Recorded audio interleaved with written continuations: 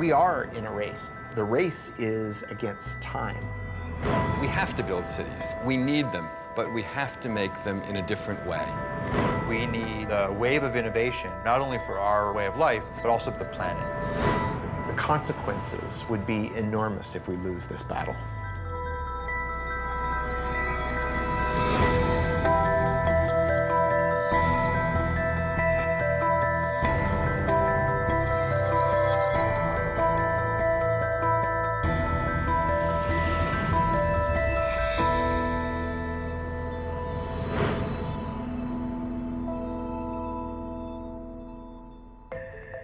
I'm Thomas Getz, executive editor at Wired magazine. At Wired, we look at the innovators and innovations that are changing our world. In the next hour, we'll see 3 stories from acclaimed filmmakers about the future of energy. We'll explore cutting-edge innovations in how we drive, how we live, and in our first story, how we fuel our cars. They are all ideas that promise to shape the path to the world of 2050.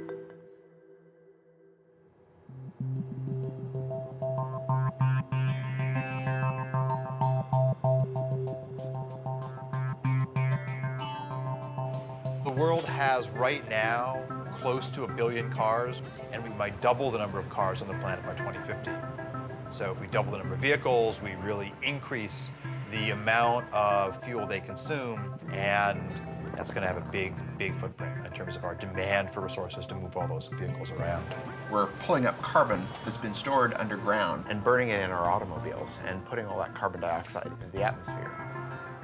If we don't reduce that, we could have changes in the climate that we could never recover from. There's a number of forecasts for what type of transportation economy we could move into. One vision is that we will use more and more liquid fuels. Another one is we'll use more and more electricity. And right now, more of the industrial activity is focused around liquid biofuels. The thing about a fuel is it's really unparalleled on a weight basis how much energy is in a gallon of fuel. And even if batteries develop as some of the advocates hope they develop, we're not going to see batteries running large trucks, and we're certainly not going to see an electrified air fleet. We're going to need transportation fuels for those that will directly replace the petroleum-based fuels that we're using today. This has kicked off people looking at a whole range of other alternatives to petroleum in your tank.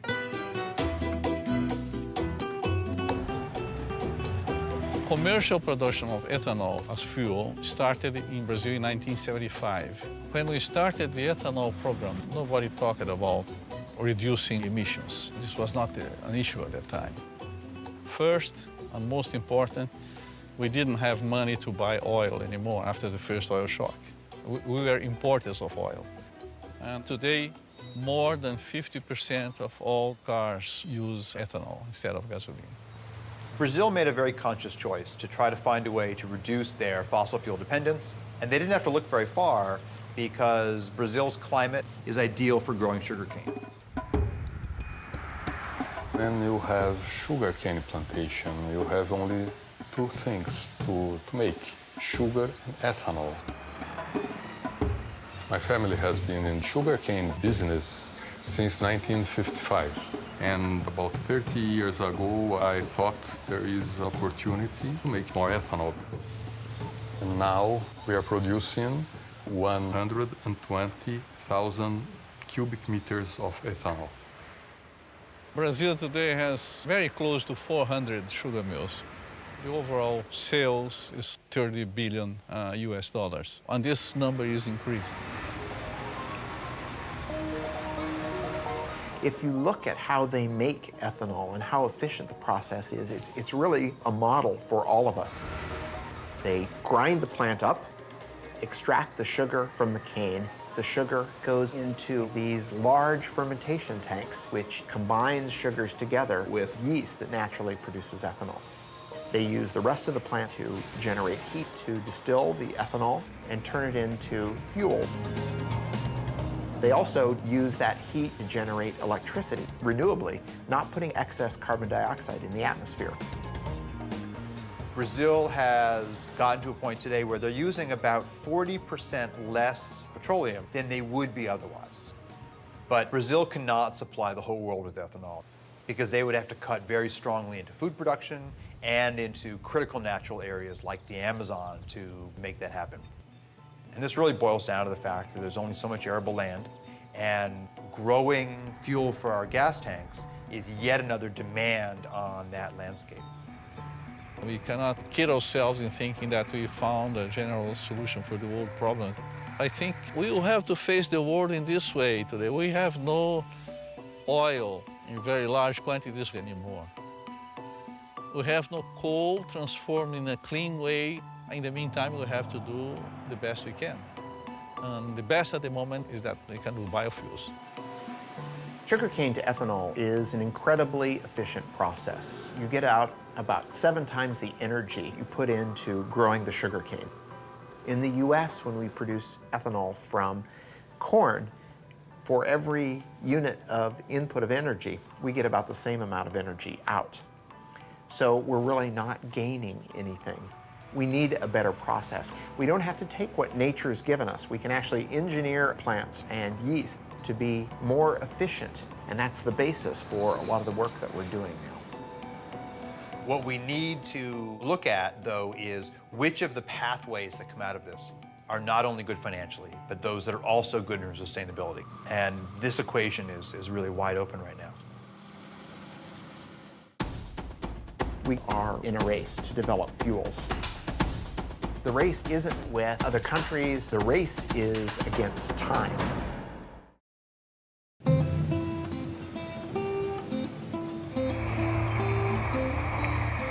To meet the immediate and future demands, we made the energy solution spring from the ground.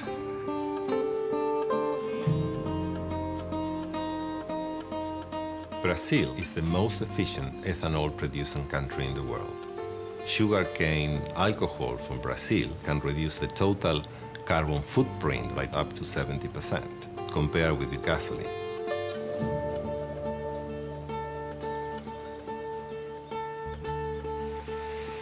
The biggest challenge for fuel providers and car manufacturers is to reduce CO2 emissions over the next 20 years. Demand for mobility will continue to grow. We believe that biofuels are very important because they help in an immediate way. All forms of fuel are going to be needed. Hydrocarbons, natural gas, biofuels, all of them are going to be part of the energy mix for the future of transportation.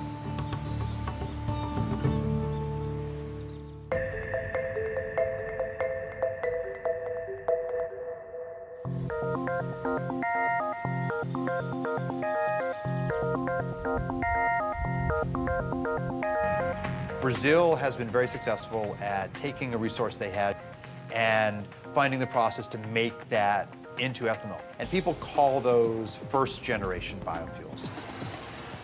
We have lots of lab work around the world that are looking at the second generation. That's generally turning cellulosic material from, for example, weeds into biofuels. And the United States is very much at the forefront of the innovation part of the equation.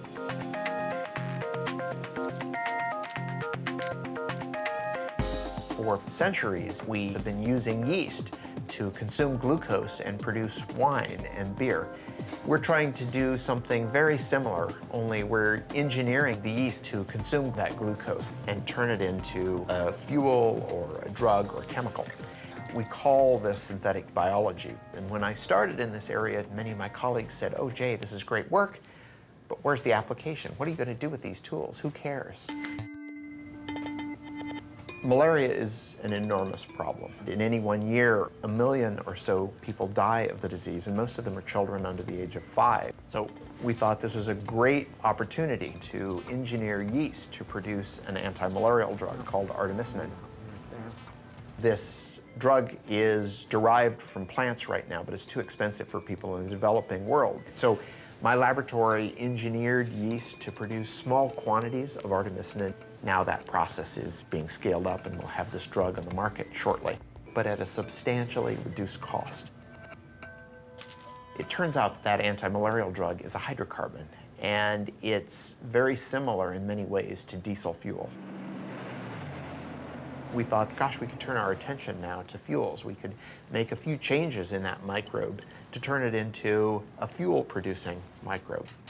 If we imagine that glucose is going to be our new petroleum, we need a source for that glucose. And so the crops that we're looking at are crops like switchgrass. This is a native grass that grows without a lot of water and on marginal lands, but we could turn into energy farms. The challenge, though, is that unlike sugarcane, it's very difficult to get the sugar out of that biomass.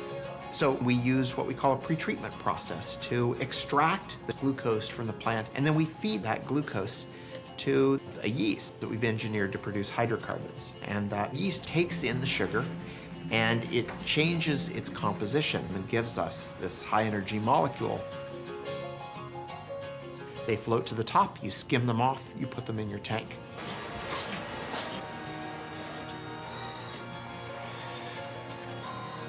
But it takes a lot of work to get from that small test tube all the way up into the million-gallon tank. So we have to give it time, but I think that some of the discoveries that are happening might be applied by the end of the decade.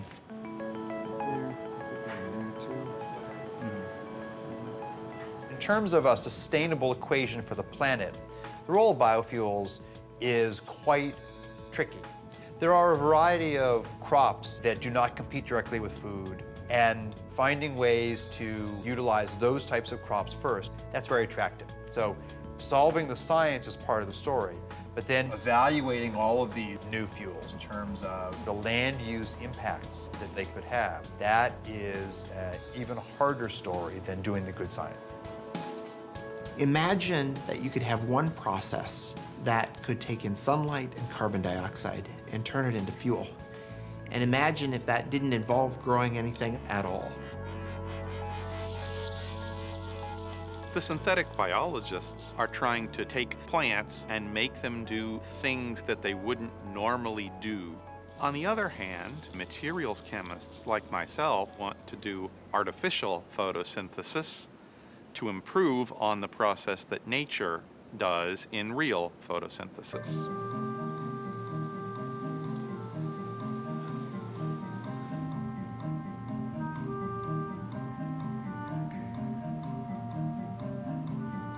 We should follow the blueprint of plants converting sunlight into fuel, but take the approach that it could be much simpler. All we really need is a light absorber that absorbs sunlight. We also need a catalyst like iron or nickel. So when you see the hydrogen coming off of the photoactive material, that's an example of a semiconductor breaking the chemical bonds of water to make hydrogen and oxygen. Ultimately, our pieces are going to be contained in something that is easy to roll out like bubble wrap, where in would come sunlight and water. You would vent the oxygen to the air, but the bottom would wick out your liquid or gaseous fuel that then you could collect and use for our cars and planes and storage.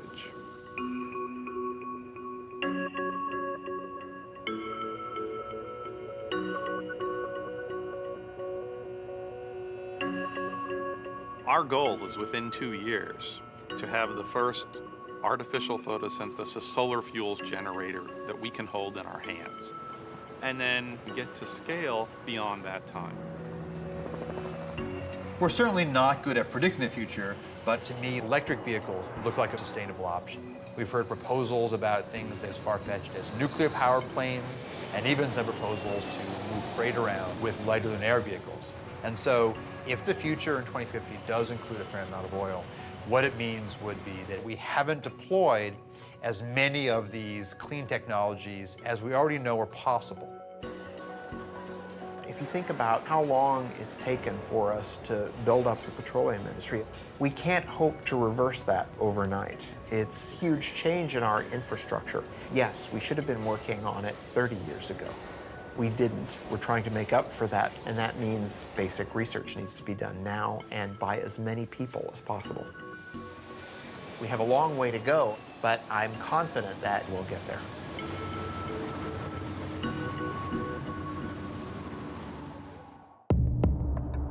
In the future, 3D maps are going to help people get places more efficiently.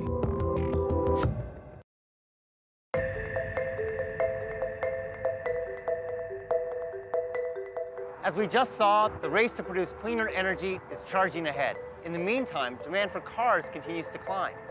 By 2050, it's predicted there'll be 2 billion cars on the planet, and fuel consumption will have tripled. To keep pace, we'll have to radically change the way we drive. Here's our next story, Driven by Design.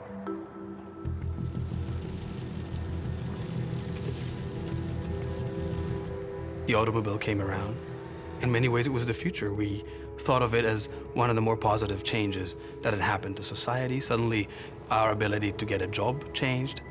We can live farther away with bigger plots of land, with better quality of living. It all looked quite good. But there are limitations to swearing by the car. If it gets congested, your quality of life drops immediately. To spend so long in the car, it's very inefficient use of fuel consumption. Things stop making sense all of a sudden. It doesn't bring you closer to where you want to get. It actually sometimes brings you farther. The average American spends nearly 300 hours a year in their car, 38 of them stuck in traffic. Annually, congestion consumes over $1 billion in gasoline in the United States alone. The inefficiency caused by traffic, both financial and personal, is enormous. Dirk Sheehan and Carmen White's story is not that unusual today. Dirk works an hour and a half away in Warrenville, Illinois. Generally, he wouldn't leave work until 6 or 6:30, and I would say a usual time for him to get home is around 8. Well done. Usually when I wake up, I'm the only one up. Sometimes the kids wake up with my routine. More often than not, I don't see them in the morning. I think about my commute when I wake up. I check the traffic report, see if there's any delays. The worst case scenario, it takes me 2 hours to get to work. We are already so limited in the amount of time he can spend with the kids. And our expenses are crazy high. We are spending $400 a month on gas. It takes away from our food budget, and we never paid for gas like that before, ever. There's technology that would allow me to spend less time in the car, spend less money on gas, and spend more time at home. I'd be all for that. The cost of traffic is people's time, it's fuel wasted, it's an emotional toll, it's a frustration. Utilizing the roads more intelligently is a much more efficient approach to the inability to have supply keep up with traffic demand. If you took a satellite picture of the highway, you can see that there's actually a lot of open space. And if we had the technology for cars to drive more closely but safely, then you could increase the utilization of the road network. What this means is that to be more efficient, to use less fuel, we need to see the road differently. We need cars that can navigate through the urban landscape in a radically different way.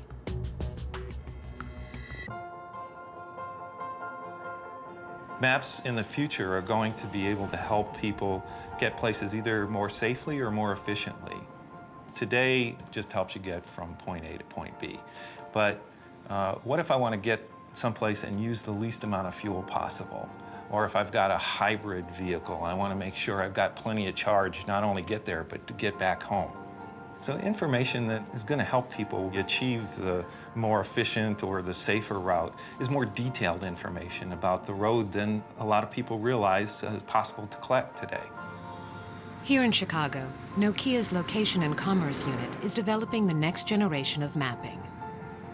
LiDAR, sonar, 360-degree video, all are components of what Nokia calls digital mapping. We use 64 lasers that rotate and they collect data in a 3D way about the world. It creates what we call a point cloud of information. That point cloud allows us to measure distances then between the points that we collect. That system combined with the cameras, with higher precision location detection through inertial measurement units, that whole data system allows us to collect 1.3 million points of data per second. Probably within 2 to 3 years, you're going to see 3D maps that are going to integrate the traffic information into your routing to help you understand. If I've got 5 different routes to take, which one is the most efficient today, given the way the stoplights are running, given the way traffic is running? All of those factors are going to be taken into consideration to make sure I've got the best route. But better mapping that can integrate topography, infrastructure, and density is only part of the answer. Another key to improving transport efficiency is building cars that drive themselves. Autonomous vehicle technology has a tremendous potential to improve efficiency of our road infrastructure. By removing humans from the equation, we eliminate all the things we do wrong behind the wheel. Speeding, changing lanes too often, merging haphazardly. And by marrying autonomous vehicles with sophisticated 3D maps, we can make driving safer and more energy efficient. That next generation vehicle is being built right now by the Swedish trucking company, Scania. The solution, as you see it, is that the vehicles can utilize intelligent maps, three-dimensional maps with traffic information. The vehicles will be intelligent and communicate with each other. They will talk to each other, they will talk to the infrastructure. And we will see completely autonomous driven vehicles.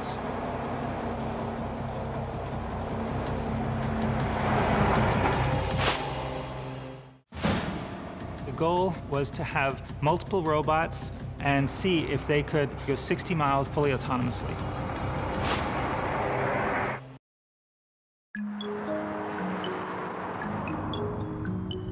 My name's Helen Taylor. My husband John and I, we're very passionate about fuel economy. Yeah, it's great to break world records, but that's not the be-all and end-all now. It's more important to educate people.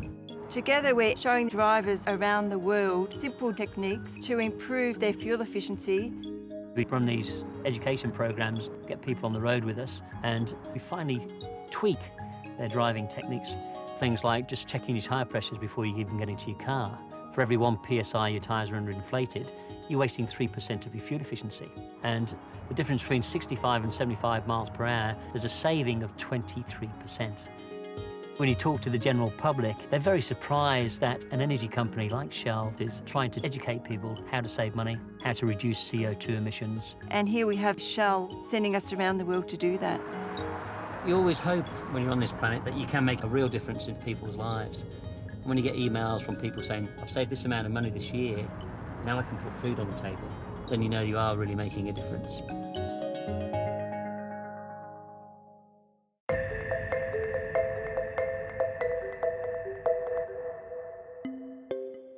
By displaying traffic density in the urban infrastructure in a revolutionary way, 3D digital maps will help create a more fuel-efficient future. But these technologies are limited by the drivers who sit behind the wheel. Some believe that for cars and trucks to be truly energy efficient, they will need to drive themselves. The technology is coming into play through sensors and capabilities for cars to drive autonomously. In 2007, the United States Department of Defense held a competition to see if a completely autonomous self-driving vehicle was possible. DARPA stands for the Defense Advanced Research Projects Agency. They held a competition to develop self-driving robots that could drive themselves in traffic. The goal was to have multiple robots, turn them loose on a course, and see if they could go 60 miles in 6 hours fully autonomously. Driving may be one of the most complex things we do every day. Drivers make dozens of decisions at any given moment.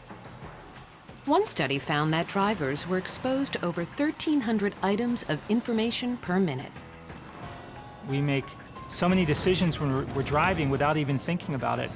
So in creating our vehicle, a great component of the enterprise was developing software to handle lots of sensors, feeding lots of data, and generating a bunch of potential paths that the vehicle might follow. And even though the robot doesn't have the ability to predict the future, by using this fast random path generation, the robot could anticipate a potential accident and choose a path to avoid it, because it's always thinking about what things could the car do next. No one expects millions of cars driving themselves anytime soon. But there is a place where self-navigating technologies are being optimized to create the vehicle of the future. We are on the Scania test track outside Stockholm, where we have basically, it looks like a highway, but it's a separate test track where we conduct our own experiments. Scania, the Swedish trucking company, has recently begun testing its next generation of long-haul truck. Utilizing radar, sonar, and intelligent mapping, they've been able to drastically reduce fuel consumption. We have this example with platooning, where we make use of the reduction in air resistance or air drag that you get from driving close to each other with heavy-duty vehicles. And in order to control this, you need to know where the other vehicles are, where their position, their velocity, their actions in the near future. And to be very close to the vehicle ahead of you requires that you have very accurate control. If you look at robotics broadly, there's a wonderful set of research on people looking at schooling of fish and trying to develop the ability for robots to work together like that. So there are wonderful examples from nature of how cooperation can lead to more efficient resource utilization. You can see it when people are competing in Tour de France. They platoon to reduce air drag. They are not bicycling behind each other that close because it's fun or because they are racing. It is because they are reducing air drag, sitting behind the man who is leading.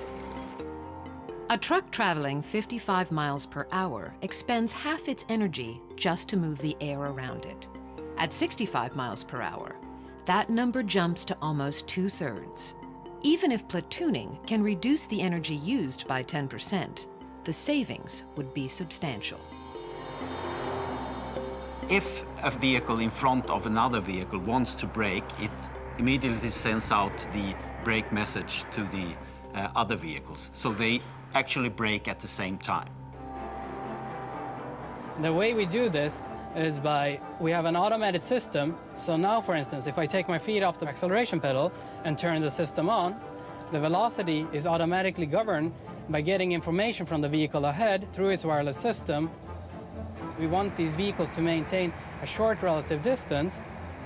So through this system, we can reduce the fuel consumption by utilizing the air drag reduction by 10%.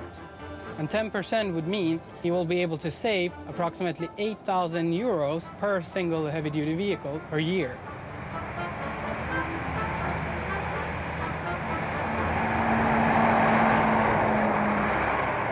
It may be some time before autonomous vehicles make up the majority of cars on America's highways. Nevertheless, some of these technologies are already making their way into our lives. Now, this polar baby wants to sleep. Do you get to pick up books every day, or is it just something I get to pick out books sometimes. Okay. When we look toward the future, the systems will absolutely make it safer and more efficient and less costly for you, and also make your life easier because you're spending less time on the roads. The city begins to talk, begins to tell you where is there congestion, what's going on in different areas of town. Suddenly, the car becomes a part of a much bigger ecosystem. We can look at how cars interact with other cars, how car interacts with infrastructure, and us, the drivers, can start to make smart decisions about how to move around.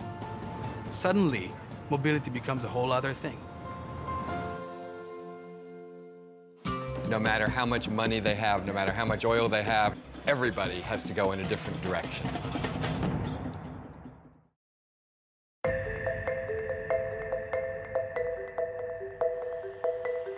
We've seen that changing the way we drive can improve transportation efficiencies. But what if we change the way we build and live in our cities? That's the subject of our next story, Searching for Utopia. We'll travel to the United Arab Emirates and discover a city rising out of the desert. Let's take a look. From the beginning, we've dreamed of utopia, a place where we could live in harmony with each other and in balance with nature. Many have imagined it, tried to design it, but the dream always slipped away.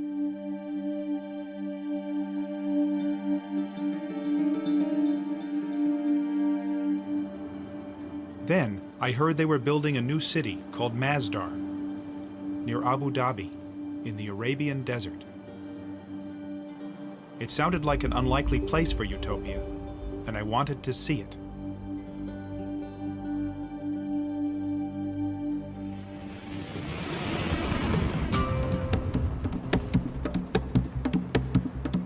The last half century has been a pretty bad time for the making of cities, mostly.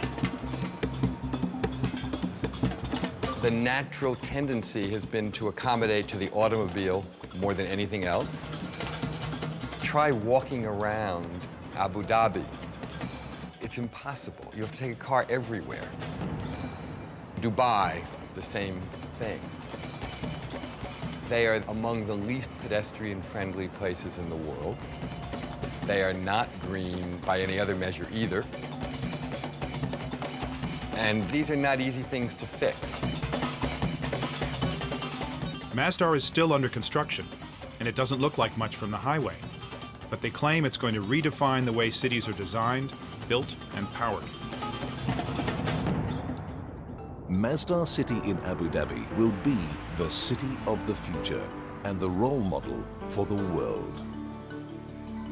Once you see what they've envisioned for this utopian city, it's very impressive. It's carbon neutral, pedestrian friendly, and powered by renewable energies.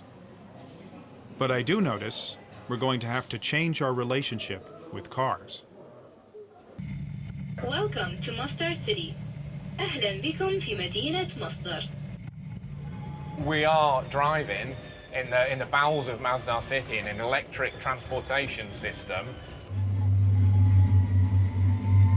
It's slightly unnerving to sit in this for the first time. And where are we going?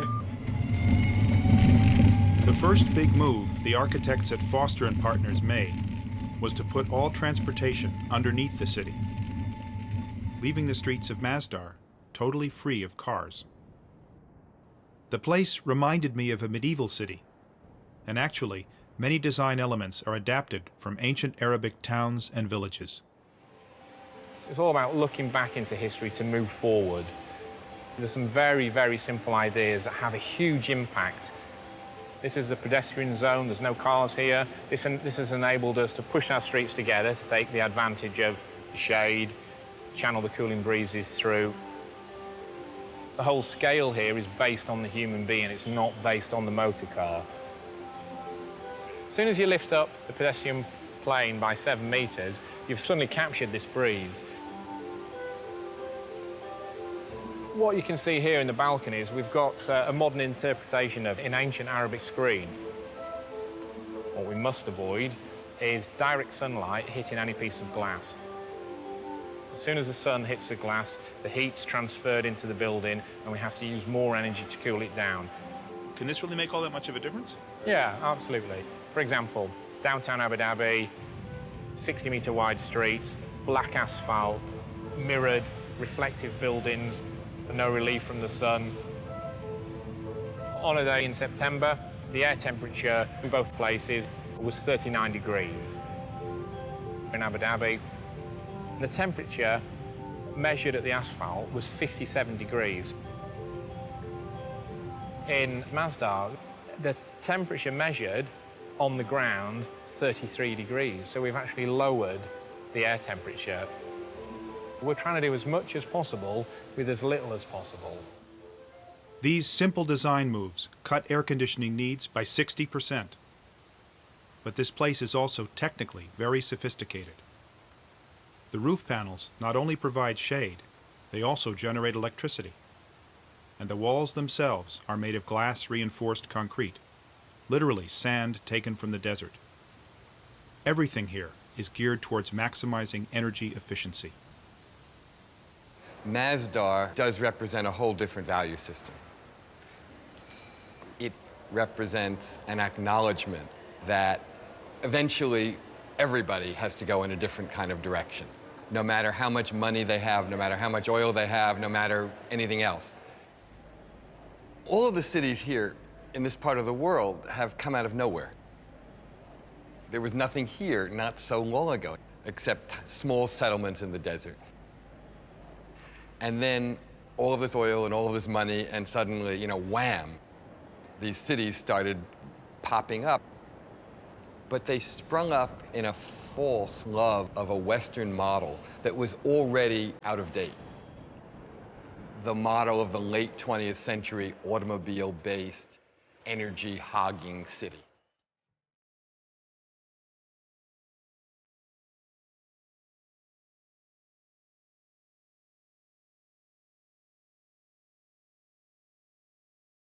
For most of the world, energy is very expensive.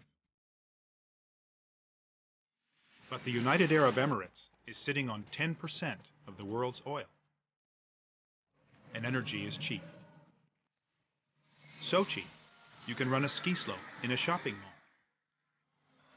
and build the world's tallest skyscraper.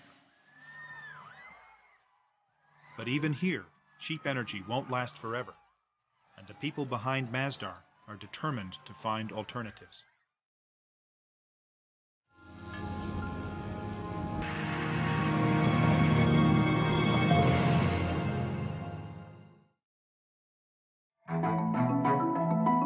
One of the most crucial aspects of our energy modelling and scenario quantification is how much energy in total is the world going to use in 2050.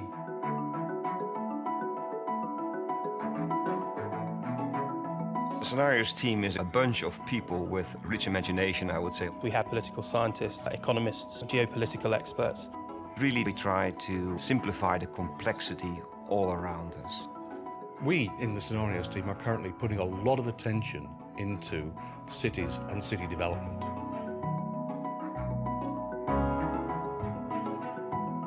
A lot of mega cities are going to be built in the coming decades. We're talking about the equivalent of a new city of 1 million people every week. That is an incredible demand. Most of the world's resources are consumed by the cities. What if we could offer a blueprint for a better city? Public transportation, information, energy. We understand demand will rise. We understand that current supplies will struggle to keep pace. So we have to, of course, find ways of bridging the gap between the demand and the supply. Decisions that we take now are going to have a major impact on decades to come.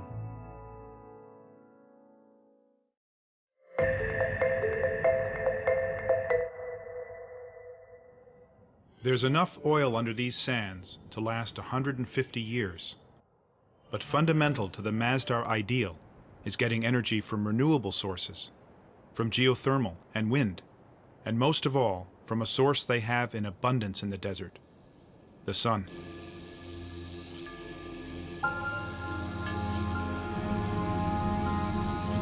This field of solar panels makes more than enough electricity to run Masdar, and the excess power is sent to the Abu Dhabi grid. But silicon panels are expensive, and the price of solar power needs to drop if it's going to be competitive from Africa to Asia to Arizona.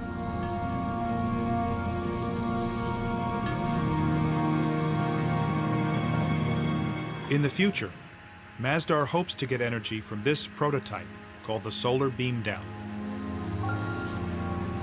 Using highly reflective mirrors, the solar beam down may generate power more cheaply and ecologically than silicon panels.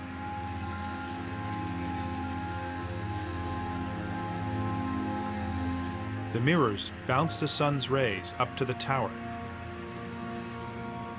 and then down to a point. Reaching a temperature of 600 degrees, steam can be generated to run turbines to make electricity. There's just one problem. Neither of these solar technologies work at night. So Masdar needs to draw power from the grid when the sun goes down. And that power comes from natural gas. The reality is, it's just not yet possible to power Masdar entirely without fossil fuels.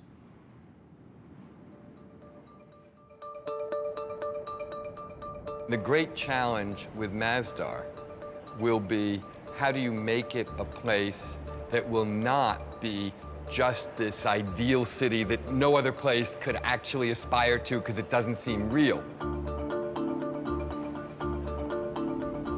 What Masdar has to be is a laboratory that develops things that then can be applied in existing cities all around the world, because that's where it will pay off. There's no payoff if it's just about itself. The payoff is, how can everything it's trying to do matter in the rest of the world? Right now, there's only a store, 2 restaurants, a bank, and a few hundred students living here. It's too early to tell if Masdar will work as a city when it's finished. But much has been achieved. They are carbon neutral and largely powered by renewable energies. Solutions here won't work everywhere, though. Many cities are in cold climates, and cooling is not their energy problem. They need to let sunlight in, not keep it out. Cities like Los Angeles or Houston are built around cars. Can Masdar's lessons be applied to them? Still, it's a step in the right direction, and it's impressive that this step is being taken by a country that doesn't need to take it. I met a guy who said actually they did need to take it. He took me to the desert to explain. God says, وَعَرَضْنَا الْأَمَانَةَ عَلَى السَّمَاوَاتِ وَالْأَرْضِ وَالْجِبَالِ. God talks about man's place in the universe, that this world is a trust.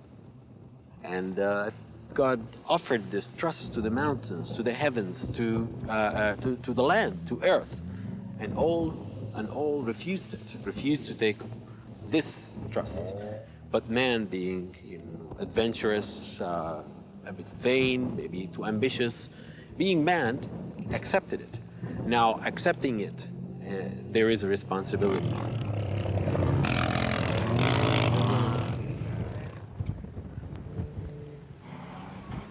Taking responsibility isn't always easy. Utopia may be unattainable, but we must reach for it. And Masdar does give us a clue to what cities will be like in the future.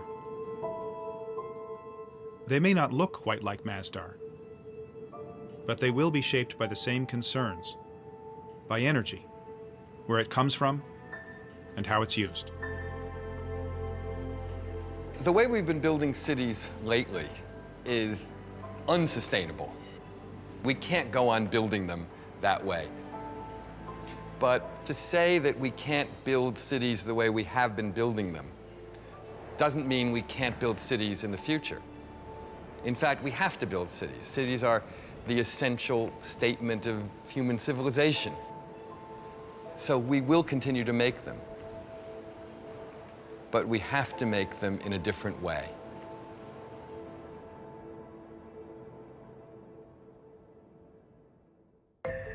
What we've seen is that the world of 2050 won't look drastically different from the world today. But the challenges of a growing population and increased energy use demand real solutions. It's innovations like those we've just seen that will be critical in charting our path to the world of 2050.